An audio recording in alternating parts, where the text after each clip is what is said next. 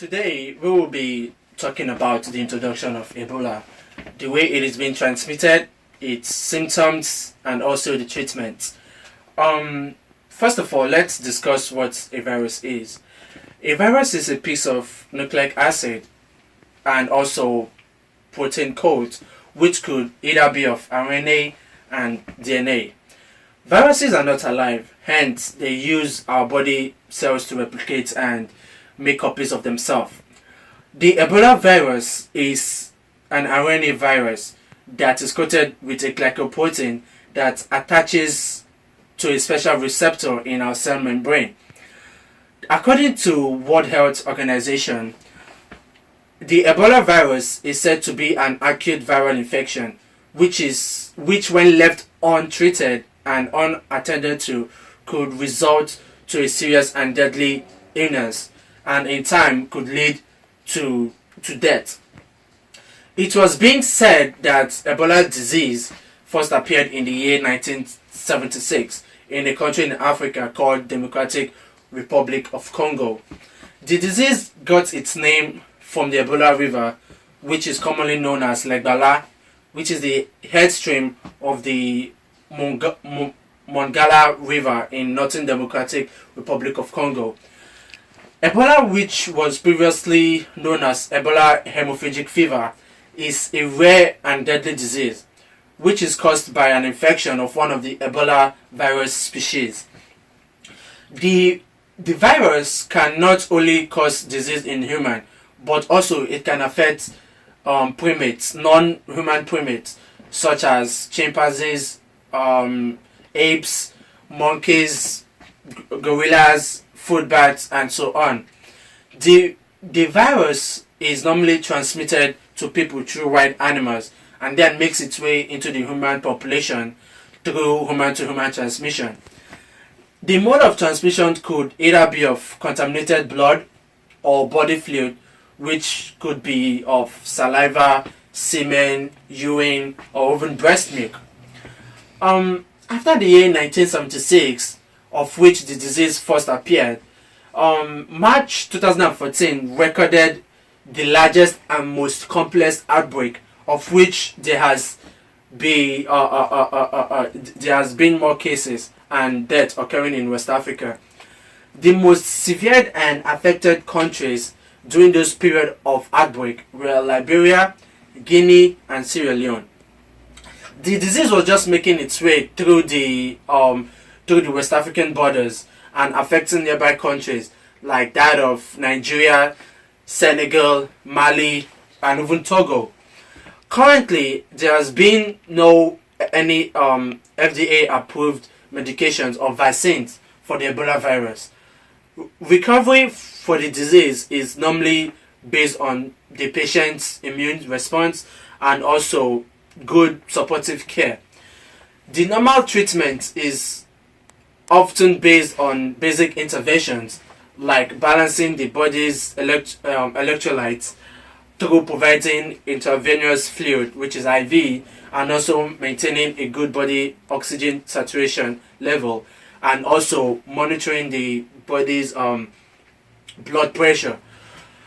It is being said that patients who recovered from the disease often develop long-term complications like vision and joint problems.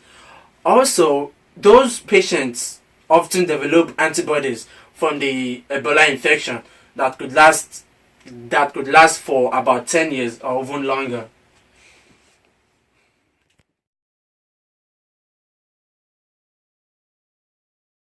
Harney just gave us an overview of the Ebola virus and how it's transmitted, which is basically through direct contact, human to human, and body fluids.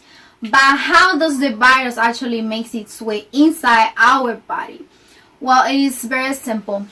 Ebola virus, which is shown here, it is just a piece of RNA or nucleic acid coated by protein, which is a glycoprotein.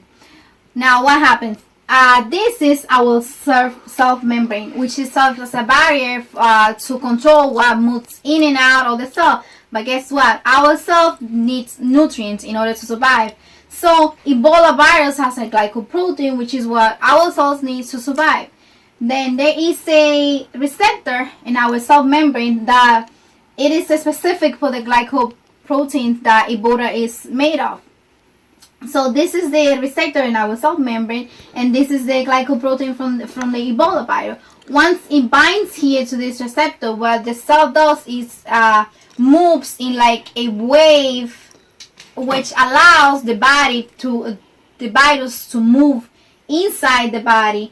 It is engulfed through a process called micropinocytosis or cell eating. So this is the way it's shown here. The virus makes its way inside our body. Once it's there, what it does is releases its own it gets rid of its own protein code and uses the proteins that are in ourselves in order to start making copies of itself. So once it's there and making copies, it can be released outside the cell, and from there, like it's shown here, from there it can move out through all the cells of our body. Specifically, it targets our liver and the immune system. And from there, it is when the signs and symptoms start to show.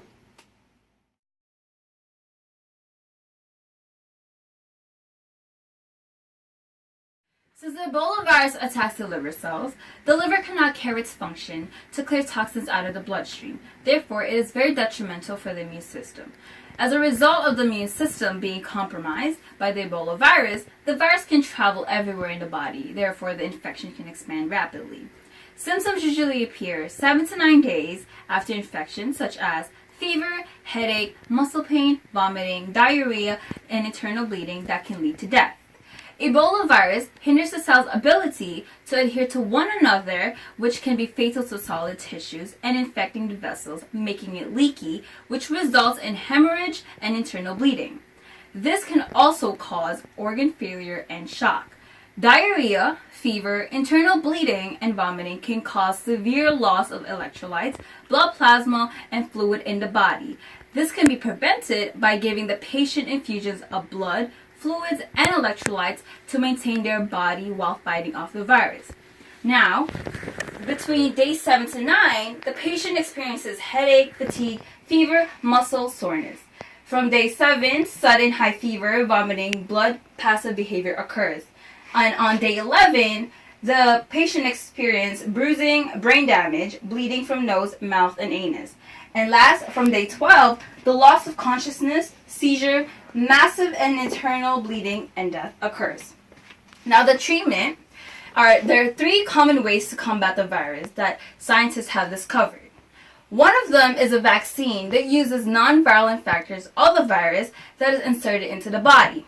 This vaccine will prepare the immune system to recognize the Ebola virus and defend the body against when a true infection occurs.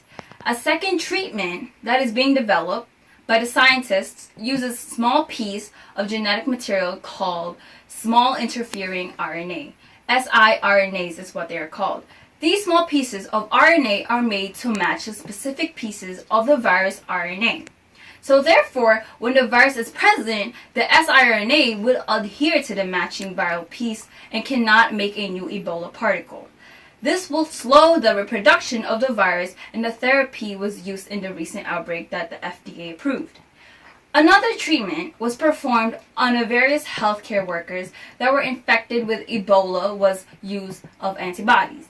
Antibodies have a Y-shaped structure that plays a big role on our immune system by identifying and counteracting foreign objects in our body, such as bacteria and viruses. This drug is called ZMapp, which are antibodies that have a locked portion at the tip of the antibody that can adhere to this exact key portion of the virus. The antibodies will neutralize the virus when bound to it, which will keep the virus out of the cell.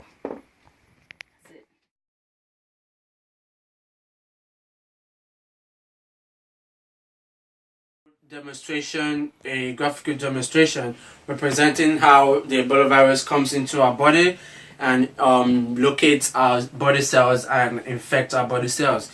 I represent one of the body cells, and this represents my cell membrane, which protects me from from outside of our body and inside of the cell.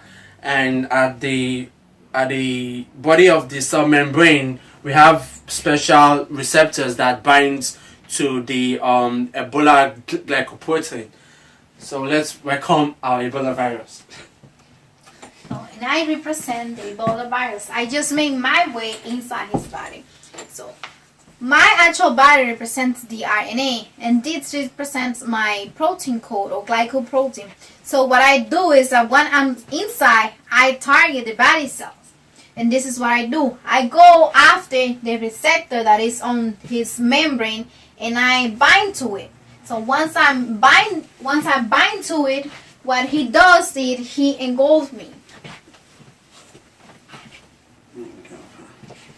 Once I'm inside the cell, what I do is that I get rid of my protein code, and in order to start replicating, what I do is I use his proteins. Let's say this represents a protein.